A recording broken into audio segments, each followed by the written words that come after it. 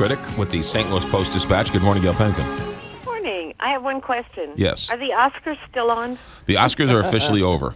Are they? They finally did end. Good. Sometime after 2 a.m. I assume. This is my point all morning long. You're smart. You know people. You can float this up the next time you're at the Critics Association meeting in San Diego, where you're in your limo and your robes and your slippers and your champagne and cigars. Why don't you tell them the Super Bowl ends at 8:30 on a Sunday night, and they charge $8 billion for a 30-second commercial? Right. Everybody saw the last play of the game, right? Yeah. So why not start the Oscars in the middle of the mid-evening on a Sunday so that everybody can stay awake to watch the end of the game? Because they take place in Los Angeles, and there's a 3-hour time difference between Los Angeles and New York, and they'd be starting them at breakfast time. No, that's not true. Because the Super Bowl was in Phoenix this year, and it got started at, 4 o'clock, 5 o'clock? People don't have to put on fancy ball gowns to go to the Super Bowl. How would you like to have an Oscar party, and at midnight you're waiting for the Oscars to be announced? It's I don't ridiculous. think that's the problem at all. I think the problem is that the show is too long, and it's got too much stuff in it that doesn't have anything to do with handing out the awards. Just hand out the darn award. Yes, they need to streamline it. It's way too long. I thought Lady little Gaga one-liners and doing the Sound of Music numbers was. I thought she was fantastic. She has a beautiful voice. It was wonderful to get to hear her sing as herself and look as herself.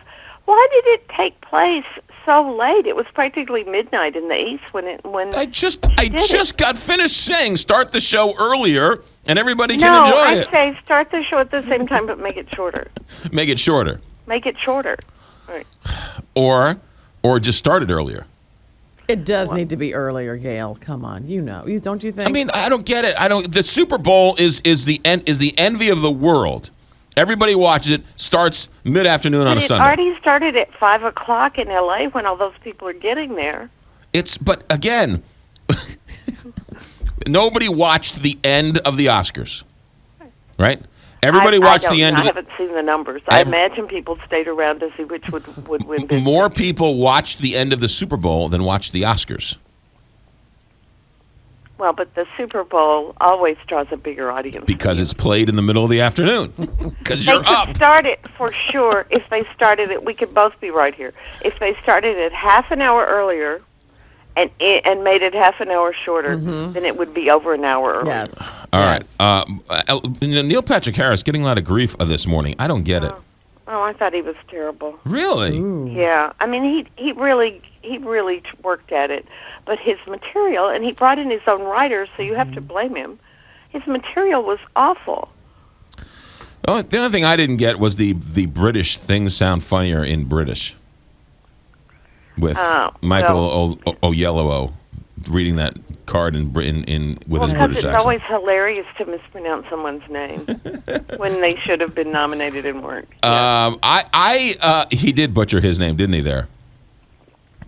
Twice, I think. Yeah. I don't know. I think hosting and all that stuff. There's 1,000 critics, especially in the world of Twitter.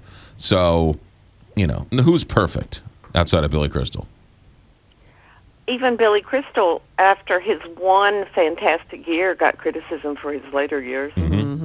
Exactly. Yeah.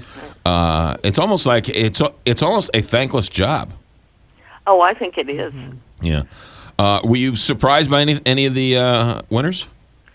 No, but I thought the highlight of because I haven't seen most of the movies because they look really depressing. But I thought the highlight of the evening, oddly enough, was some of the acceptance speeches. Were fantastic, and usually that's the part like just finish and get off the stage. How about the character actor Skoda from Law and Order, J.K. Simmons? He ends up winning an Oscar. That doesn't happen very often. Where there's a lifelong character actor.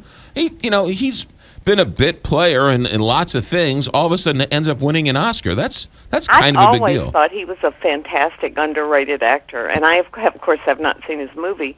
But do you remember him in Oz? Yeah. Did you watch Oz on HBO, the prison drama? Right. Yeah. He was amazing in that as a white supremacist.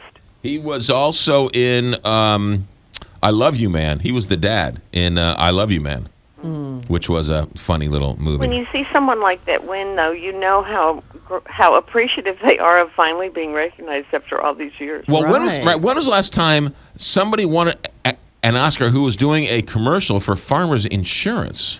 Well, that was one of I thought, the probably improvised when Neil Patrick Harris hummed the Farmers theme. Right, yeah. Yeah. And then Patricia Arquette also. I mean, she's known for her television. Yeah, stuff. with Medium or whatever else. Right. Funny, she's in the new CSI, so now CBS is going to be able to say starring Oscar winner. Right. And her acceptance speech was awesome, I thought. It was the best speech of the night. I thought the guy who won the Imitation Game was the best. But he was great, too, Eddie Redmayne. He's just a kid, and so he really is. No. The screenwriter for the Imitation Game. The screenwriter, yes, he was really, really good. Most people didn't see it because it was at 3 o'clock in the morning. Right. Because they don't go by the Super Bowl model of actually ending the game so that everybody can see the play. Could you imagine if they threw that interception at 2 o'clock in the morning? Nobody would have noticed it. All right. Anything else we should pay attention to this week in terms of TV? It's actually a big week in TV. The series finale of Parks and Recreation is Tuesday, my favorite show. I know, I'm going to miss it. But it's I love this trend of giving shows like 8 or 10 episodes to really wrap up everything because they've been doing such a good job of wrapping up. Glee is sort of coming to the finish line with a whimper, though. Yeah, well. Though last Friday they had it was a total statement show. They had the lesbians marry and the gays marry. And they had what statement do you think they were making? Well, and they're from Lima, Ohio, and they had to go across the state line because Ohio does not allow gays to marry. So it was, and they did it in a barn. It was kind of an interesting but it was clearly a message show. Do you ever get the impression that you're the only one who's still watching? Yeah, I think you are the only one who's watching Glee anymore. It's my own personal show. I have no problem with that. They're doing it all for me. I have no problem with that. Gail, when can we read you? When can we see you? Be in the Friday Go section, and Sunday A&E, I'll be reviewing 3 new shows that premiere next Sunday. You know who I think is the best actor out there is Burt Hummel, the dad in Glee. He really is good in Glee. Yeah, he's really good. Anyway. All right, Gail, have a good week. Talk to you next Monday. Bye, guys. Take care. Coming up in a bit, Mike Kelly, Mizzou broadcaster, and we're also going to check in with my cousin, JR, who wrote the ESPN The Magazine article.